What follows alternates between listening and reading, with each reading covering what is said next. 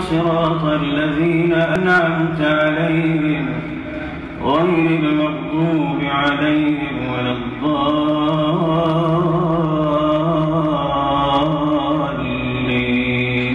آمين. إن الذين كفروا ويصدون عن سبيل الله والمسجد الحرام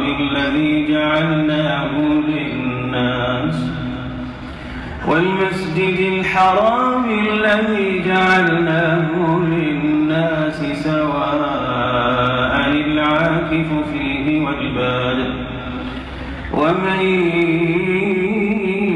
يرد فيه بإلحاد بظلم نذقه من عذاب أليم.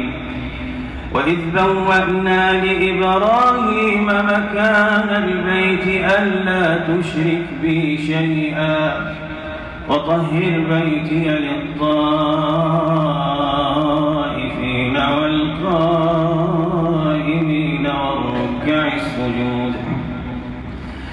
وأذن في الناس بالحج يأتوك رجالا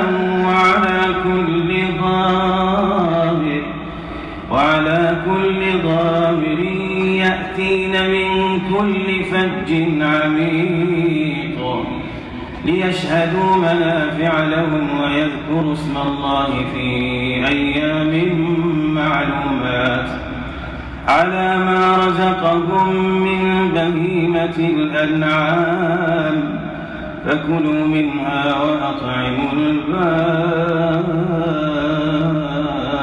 الفقير ثم ليقضوا تفثهم وليوفوا نذورهم وليطوفوا بالبيت العتيق.